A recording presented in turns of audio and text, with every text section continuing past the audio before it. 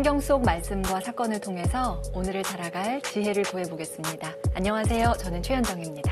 안녕하세요. 이남입니다. 박사님 어서 오십시오. 네. 한 주 동안 잘 지내셨어요? 네.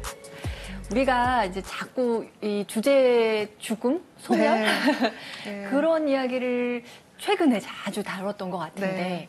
그에 대해서도 계속 여전히 할 말이 많을 것 같습니다. 그렇죠. 오늘이 우리 인류의 마지막 날이라면 네. 과연 무엇이 남을까? 무거운 문제를 먼저 던지겠습니다. 네. 아무래도 저희가 이제 몇 주 동안 죽음에 대한 얘기를 하는 거는 어떻게 보면 성경의 클라이막스잖아요. 예수님의 순환과 부활이. 그래서 그거하고 연결시키니까 아무래도 죽음에 대한 얘기를 할 수밖에 없었던 거고요. 그래서 지금 그 질문은 굉장히 중요한 질문이지만 또 굉장히 우리 눈을 확장시켜주는 질문이거든요. 재미있는 질문이에요. 무엇이 남을 것인가? 왜냐하면 이제 저는 의사니까 어찌 보면 잘 모르지만 무식한 자연과학자예요. 그래서 그 인류가 전 우주의 어떤 측면으로 보자면 먼지보다도 못한 존재거든요, 실은.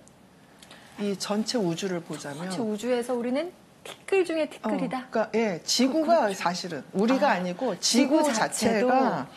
그래서 우리가 살고 있는 뭐 몇십억 년의 지구가 우리의 입장에서는 어마어마하게 긴 시간이나 우주의 입장에서 보면 찰나일 가능성이 있어요.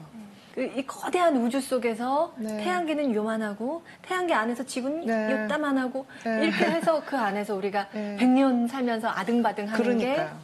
어떻게 보면은 네. 네. 그거를 그런 실체를 알려주신 분이시죠. 이제 예수님이나 뭐 또 우리보다 훨씬 더 이제 뭐 탁월한 뭐 부처님이나 뭐 소크라테스나 뭐 공자님이나 하여튼 이 역사의 스승들이 이제 층은 좀 다르죠. 층은 다르나 그런 거를 알려주셨는데 우리가 자꾸 잊어버리죠, 뭐. 네. 그 네. 거대한 우주에서 태양계, 지구, 우리나라, 그다음에 여기 평화방송 스튜디오 네. 아주 좁혀졌습니다만 네. 여기에서 우리는 네. 그 거대한 우주에 대해서 한번 논할 수 있기를 바라면서 오늘 네. 성경 속으로 들어가겠습니다. 네. 이제 나는 나를 보내신 분께 간다. 그런데도 어디로 가십니까? 하고 묻는 사람이 너희 가운데 아무도 없다. 오히려 내가 이 말을 하였기 때문에 너희 마음에 근심이 가득 찼다. 그러나 너희에게 진실을 말하는데 내가 떠나는 것이 너희에게 이롭다. 내가 떠나지 않으면 보호자께서 너희에게 오지 않으신다. 그러나 내가 가면 그분을 너희에게 보내겠다. 보호자께서 오시면 죄와 의로움과 심판에 관한 세상의 그릇된 생각을 밝히실 것이다. 그들이 죄에 관하여 잘못 생각하는 것은 나를 믿지 않기 때문이고 그들이 의로움에 관하여 잘못 생각하는 것은 내가 아버지께 가고 너희가 더 이상 나를 보지 못할 것이기 때문이며 그들이 심판에 관하여 잘못 생각하는 것은 이 세상의 우두머리가 이미 심판을 받았기 때문이다. 내가 너희에게 할 말이 아직도 많지만 너희가 지금은 그것을 감당하지 못한다. 그러나 그분 곧 진리의 영께서 오시면 너희를 모든 진리 안으로 이끌어 주실 것이다. 그분께서는 스스로 이야기하지 않으시고 들으시는 것만 이야기하시며 또 앞으로 올 일들을 너희에게 알려주실 것이다. 그분께서 나를 영광스럽게 하실 것이다. 나에게서 받아 너희에게 알려주실 것이기 때문이다. 아버지께서 가지고 계신 것은 모두 나의 것이다. 그렇기 때문에 성령께서 나에게서 받아 너희에게 알려주실 것이라고 내가 말하였다. 자, 성경 속 한 장면으로 우리가 들어가 봤습니다. 예수께서 떠나신 뒤에 어떤 변화가 생길지 설명하는 장면이었는데요. 오늘 복음에서 저는 일단 예수님의 그 서운한 감정을 확 느꼈습니다. 어디로 가십니까? 하고 묻는 이가 아무도 없더라. 인간으로서의 예수님은 이때 어떤 마음이셨을까? 네. 어떤 감정을 느끼셨을까? 근데 저는 서운함은 안 느끼셨을 것 같아요. 예수님 너무너무 대단하신 거 아니에요? 인간적으로 좀 섭섭하지 않겠어요? 아니, 그거 한번 생각해 보세요. 그러니까, 내가 지금 예수님 나이가 이제 33이란 말이에요. 근데 내가 자녀들이 있어요. 근데 자녀들 앞에 두고 내가 33살의 나이에 세상을 떠나요. 그러면 자녀들이 뭐 엄마 어디로 가? 하고 안 물어본다고 서운해요? 그런 감정 아마 안 들 거예요. 그래요? 그 감정보다는 네. 얘네들 두고 가는데 어떡하지? 큰일 났다. 나 없이 얘네들 어떻게 살지? 그 감정이 훨씬 더 크지. 왜 내가 어디 가는지 안 물어봐? 나는 그때 그렇게 중요하지 않을 것 같아요. 그렇게 생각하니까 이제 제가 그쵸? 아이들을 두고 간다 이렇게 생각하면 네. 너 엄마 없어도 아침에 아침밥 그러면, 먹어야 돼. 그러니까 이런 마음이 더 그렇지. 클 것 그게 같아요. 걱정이 되지. 왜 너희들은 엄마가 어디 가는지 궁금하지도 않아? 이 마음은 아니죠. 그러니까 서운함이라기보다는 안쓰러움. 아이고 저것들이 어떻게 사나. 뭐 이런 감정. 그거와 더 비슷하지 않을까 하는 생각이 들어요. 그럼 네. 이 12절에서 보면 네. 너희에게 할 말이 많지만 하지 네. 않는다. 네. 너희가 지금 그걸 감당하지 못하기 때문에 이런 그렇죠. 말씀을 하시거든요. 여기서도 저는 좀 슬픔의 냄새를 느껴요. 그렇죠. 그러고 또 하나는 이제 이게 어떻게 보면 어른의 태도인데요. 말로 전달해줘도 들을 기가 없으면 그게 무슨 말인지 못 알아들어요. 맞습니다. 그래서 체험을 해야 이게 이런 말씀이셨구나 하고 알게 되는 거거든요. 그러니까 이 순환에 대해서 이때 예수님께서 아무리 설명을 해도 그 전에 예수님 변모 때도 이런 비슷한 얘기가 있었지만 그게 뭔 소리예요? 그런 일은 일어나지 않아요. 그렇게 하고 부정을 해버리지. 이제 준비를 해야 되겠구나 하고 그걸 진지하게 받아들일 수 있는 인간이 있을까요? 우리가 부모님을 잃을 때도 돌아가시는 바로 그 시점까지도 안 돌아가실 것 같아요. 뭐 아니실 거야. 어떻게든 살아나실 거야. 이렇게 생각을 하죠. 그거는 사랑하는 사람을 떠나보내는 감정은 아마 다 비슷할 거예요. 바로 그 1초 전까지도 아니야. 죽지 않아. 이런 마음이지. 준비해야지. 뭐 이게 될까요? 그거는 이제 좀 그래도 연세 많으신 노인분들 또 암이나 뭐 이런 병을 오래 알아서 몇 년 동안 준비를 시켜주신 분들이 있어. 먼저 떠나시는 분들 중에. 그러면 그건 조금 준비가 가능하지만 예수님의 이 순환은 이 제자들로서는 상상도 못하게 갑작스럽게 온 거거든요. 그러니까 네. 이때 얘기를 하실 수가 없는 거죠. 그럼 예수님은 그것도 다 헤아리신 거죠. 내가 지금 어떤 이야기를 하더라도 그렇죠. 너희가 감당하기는 어려울 것임을 내 안다. 네. 그러니까 그 다음에 내가 간 다음에 너희를 보호해 줄 사람이 온다. 이제 이렇게 해서 위로를 해주시는 거죠. 네. 그래서 예수님이 당신이 떠난 후 보호자가 오실 것이다. 네. 이렇게 말씀을 하시는데 네. 보호자는 어떤 존재인가? 그러니까요. 이 보호자라는 단어가 한국에서는 이제 병원에서 보호자 어디 계세요? 뭐 이러잖아요. 그렇죠. 가장 흔하게는 병원에서 듣네요. 그 다음에 이제 경찰서가 오면 보호자 빨리 불러오세요. 그러잖아요. 그래서 별로 뉘앙스가 안 좋아요. 뭔가 좀 보호자 하면 이 안 좋은 일이 있을 때 찾게 되는. 그러네요. 책임져야 하는. 그래서, 사람? 그리고 그 사람, 이제 그 지금 당사자가 뭔가 공경에 많이 처해 있고, 무기력할 때 보호자라는 말을 쓰는데 이제 이 그리스어잖아요. 이 헬라어 성경이나 이런 데 보면 파라클레토스라는 얘기를 하는데요. 파라클레토스.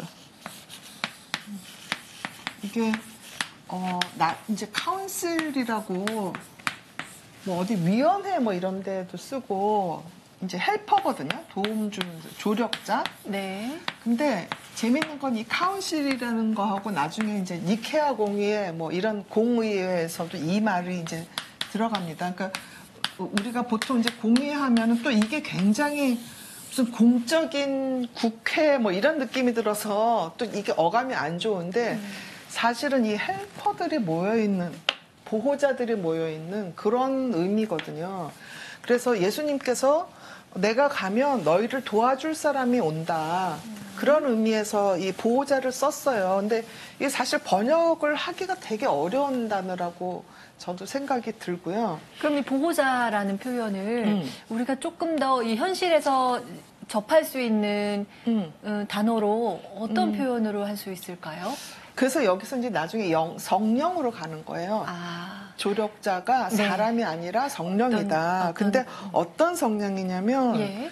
이 제자들한테 이익을 주는, 도움을 주는 성경이에요. 그래서 이 도움을 준다가 심퍼레이라는 이 단어인데 이것도 굉장히 중요한 단어예요. 재밌고. 왜냐하면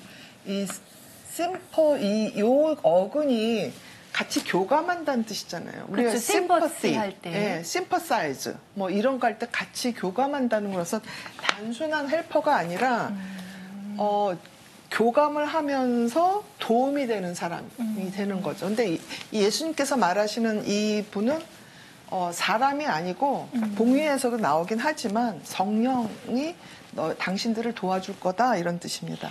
네. 그래서 이제 우리가 지금 생각하기에는 성령으로 생각하고 받아들이면 되는 그 보호자, 협조자에 대해서는 요한복음서 14장에도 잘 설명이 돼 있다고 하셨어요. 좀 소개해 주신다면요. 그러니까 이 진리의 영이란 말, 그러니까 성령이란 말은 구약에서도 나오지만 이렇게 구체적으로 당신들을 도와주는 영의 어떤 모습이 구체화되는 거는 이제 이 예수님의 순환 시기부터라고 저는 그렇게 이해를 했어요. 근데 이 성령이 이 구약은 헬라어잖아요.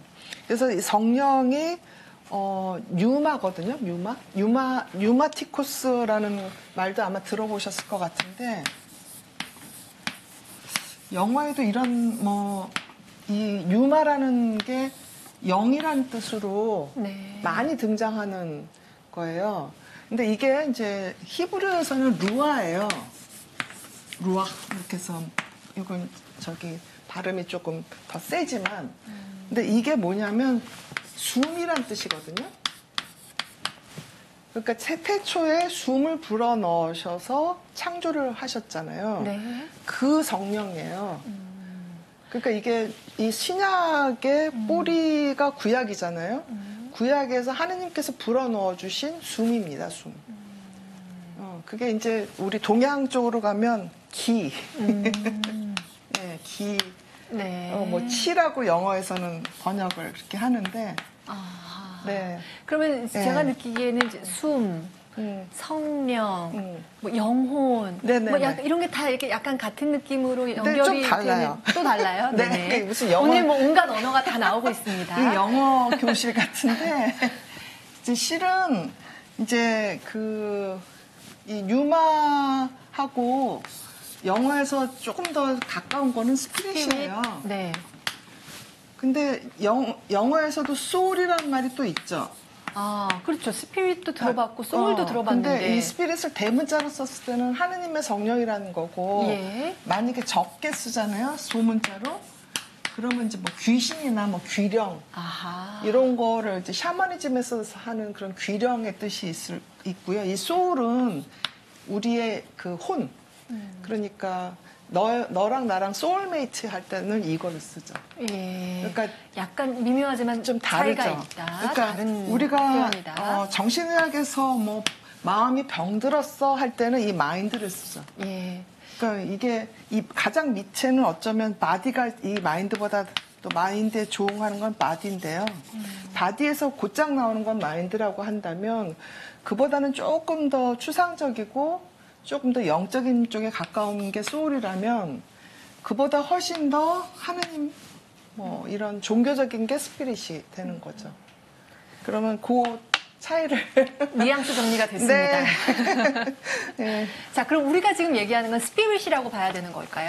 그렇죠. 그 우리의 보호자는 네. 대문자 스피릿으로 우리가 이게 받아들이면 된다. 굉장히 중요한 개념이 나중에 이제 삼위일체 개념과 통하게 되는 거죠. 근데 우리는요, 사실 보호자가 오신다라고 했을 때, 뭐 이제 번역에서 보호자라고 말씀하셨기에 더 그런지 모르겠습니다만, 어떤 늠름한 어떤 인간의 형체를 지닌 누가 딱 오시는 그렇죠. 것처럼 이렇게 이미지를 갖게 그렇죠. 되거든요. 네.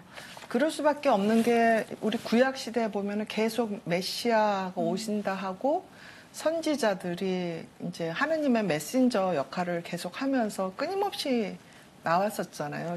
그 중요한 시기마다. 그래서 이 시기에만 해도 그리스도교가 완전히 만들어진 거라기보다는 이제 유대교에 훨씬 더 가까운 시기였거든요. 네. 그러니까 제자들도 우리는 그리스도교인이야라는 정체성이 아직 확립되기 전이란 말이죠. 그래서 이제 메시아, 뭐 메신저, 이런 프로페트, 뭐 예언자들이 계속 나올 것이다 하는 그런 희망이 있었고, 또 하나는 이제 이 시기가 로마, 뭐 그리스, 또 그 주변의 시리아, 뭐 이렇게 해서 강대국들에 의해서 뭐 유다, 이스라엘 왕국이 다 망하는 시기잖아요. 그래서 끊임없이 다윗과 솔로몬 시대 영광이 재현될 것이다라는 희망을 가지고 있던 시기거든요. 네. 그리고 실제로 뭐 헤로데 대왕이 이 허풍이 많은 사람이잖아요. 그 사치스럽고 헤로데 그 일가가. 그래서 뭐 성전도 새로 막 어마어마하게 만들고 그러면서 어쩌면 다시 그런 영화로운 일이 있을 수 있을 것이다라고 사람들이 생각해서 그러니까 예수님을 따라다니는 그 많은 신도들 중에 대부분은 그런 세속적인 새로운 왕국을 만들어 줄 것이다라고 기대하고 이제 따라다닌 거죠. 근데 내가 갈 곳은 그런 곳이 아니라 하늘의 왕국이다라는 얘기를 듣고 대부분의 그 추종자들이 떠났어요. 떠나고 결국 남는 게 이제 12제자고 또 그 제자 중에서도 마지막에 십자가를 끝까지 따라간 제자가 또 얼마 안 되고 이런 식으로 점점 추종자들이 줄어드는 그 시기에 말씀하신 거라고 볼 수 있죠. 예.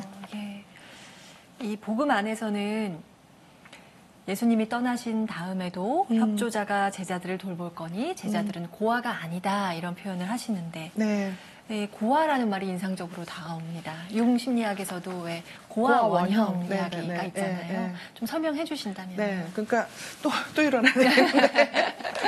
오늘 칠판이 좀 활약을 해야 되는 것 같습니다. 네. 이게 좀 어려운 얘기기도 하고 중요한 얘기기도 하고. 네. 네. 그러니까 아까 이제 성령 얘기를 하면서 예수님이 이제 오실 분은 그런 구체적인 인물이 아니다라는 걸 이제 못 받게 된 것 중에 하나가 바오로가 예수님으로서 마지막 아담이다 그렇게 얘기를 하거든요. 그래서 예수님을 어떤 사람들은 두 번째 아담이다 뭐 이렇게 얘기하는 사람도 있어요. 근데 네. 그거는 저는 조금 그 얘기는 아닌 것 같긴 한데 아무튼 그 바오로가 그렇게 못을 박았어요. 그러니까 예수님 이후에 오시는 분은 그런 구체적인 몸을 갖고 있는 사람은 아니다. 그러면 이제 그런 구체적인 부모님이 안 계시니까 우리가 고아가 되는 거죠. 예수님께서 내가 가면 너희는 어떡하냐 하는 그게 이제 그 고아 원형인데 원형이라는 거는 우리 마음에 인류라면 공통적으로 갖고 있는 이제 어떻게 보면 이제 복잡한 콤플렉스 심성이거든요. 그러니까 원형에는 종류가 많아요. 뭐 부성 콤플렉스, 부성 원형, 모성 원형,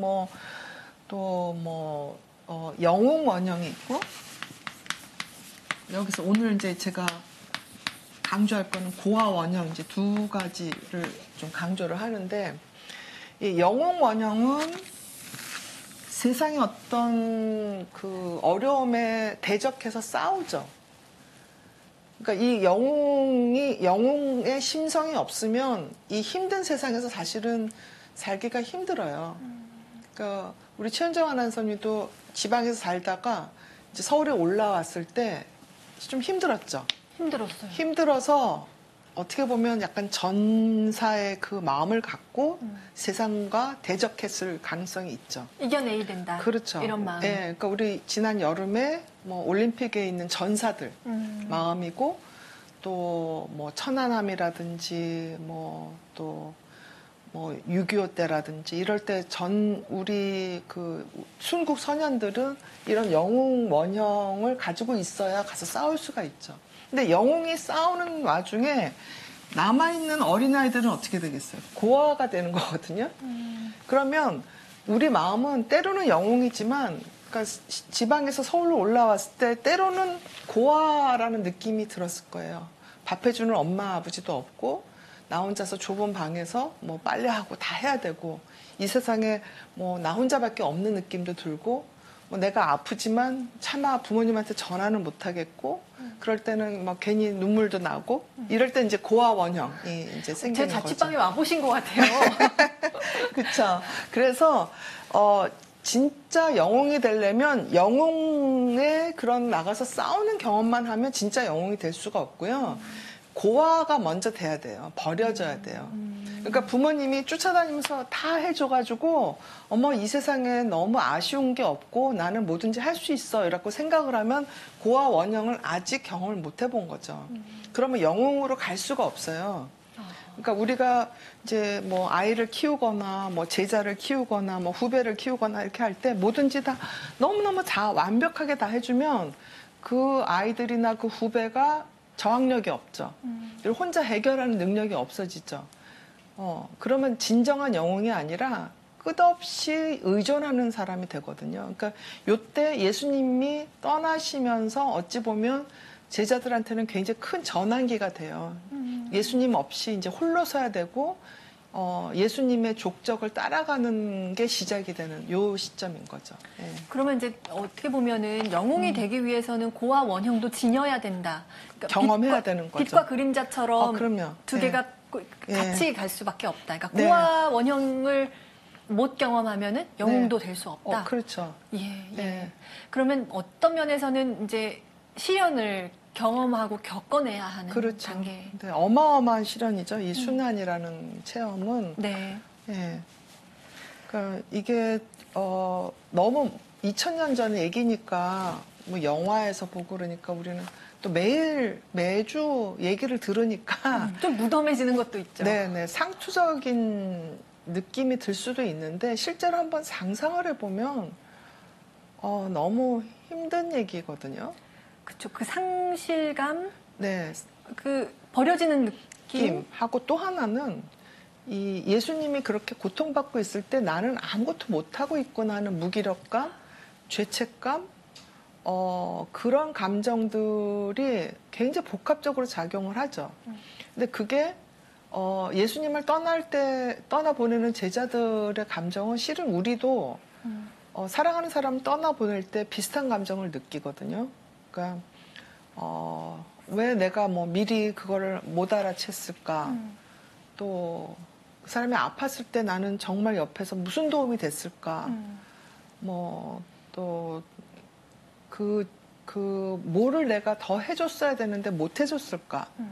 그러니까 자책의 마음이 사실 엄청 괴롭잖아요. 네네네. 아, 더 잘해줄 걸, 더 그렇죠. 잘할 걸, 네. 좋은 기억만 더 많이 만들 걸. 그렇죠. 왜 그때 뭐 모질게 무슨 말을 했을까? 그때 네. 왜 말을 더 잘 안 들었지? 뭐 여러 가지 왜 좋은 시간을 회한의 안 감정이. 보내고 그게 이제 애도 반응이거든요. 그렇죠. 우리가 또 일어나는데 애도 반응은 우리 이 심리학하는 사람들한테는 굉장히 중요한 그쵸, 이제 주제죠. 그쵸. 엘리자베스 큐블러 로스가 말한 그 5단계를 이제 거의 교과서처럼 네. 우리가 외우곤 했었지요. 네. 근데 그게 단계적으로 꼭 오는 건 아니에요. 그러니까 요즘엔 또 이제 단계별로 오는 것도 아니고 어떤 네. 사람은 한 단계를 또 여러 번 겪기도 네. 한다. 뭐 이런 그리고 이런- 건너뛰기도 하고 뭐 네. 그런데 이 애도 반응은 이제 정상적으로 어떤 사람을 떠나보낼 때 느끼는 감정이기 때문에 이거는 절대로 우울증이라고 하면 안 돼요. 그래서 이거는 뭐 교과서에도 나오는 얘기지만 애도 기간 중에 그 사람이 아무리 슬프고 힘들어도 그 사람한테 우울증 약을 드시죠? 뭐 이렇게 얘기하면 안 되는 거예요. 그리고 왜 그렇게 슬퍼하세요? 슬퍼하지 마세요도 안 돼요. 오히려 충분히 슬퍼하세요. 라는 게 더 정답이죠. 그래서 왜 우리 조선시대 보면은 곡을 하도록 아마 기억은 없을 텐데 저만 해도 장례식장에서 며느리들이 아이고 안 하면은 왜 니네들은 아이고 안 하느냐 그리고 그 어른들이 뭐라고 그랬었거든요. 그래서 그거를 곡비라고 얘기하는데 혹시 들어보셨을까? 곡하는 노비를 불렀대요. 그래서 대신. 왜냐면 아이고를 계속하면 힘드니까. 근데 이게 조금 이제 너무 지나쳐서 그렇지 사실은 많이 울면 좀 나아져요. 근데 그러니까 슬픔을 네. 자꾸 사귀지 않고 오히려 표현하고 그렇죠. 내어놓는 것이 네. 더 건강하다. 네, 그래서 이 애도 반응에 있을 때는 내가 슬픈 거, 힘든 거, 또 무기력한 거, 뭐 외로움, 고독 이런 거가 부끄러운 감정이 아니고 절대로 수치스러운 감정이 되면 안 되는 거예요. 그거는 정상적이고 충분히 이제 겪어야 되는데 옛날 어른들 중에는 또 요즘에는 또 뭐 저기 뭐 예를 들어서 세월호에서 돌아가신 분들이나 뭐 이런 분들 이제 애도 반응하면 뭐 유난스럽네, 뭐 그렇게 시끄럽게 구네, 뭐 너만 죽었냐, 뭐 이런 식으로 이제 주변에서 얘기를 하면 충분히 애도 반응을 못 하죠. 자, 다시 복음으로 좀 돌아가 네. 보겠습니다. 예수님이 죄인을 심판하지 말고 용서해 달라 이런 네. 기도를 하시는데 네. 이 기도도 정말 네, 절절한 것 같습니다. 네, 그리고 이 시점이 굉장히 중요한 시점이 뭐냐면 구약에서는 뭐 다윗도 그랬고 솔로몬도 그랬고 또 많은 예언자들이 그랬고 심판을 해달라고 요구를 했어요.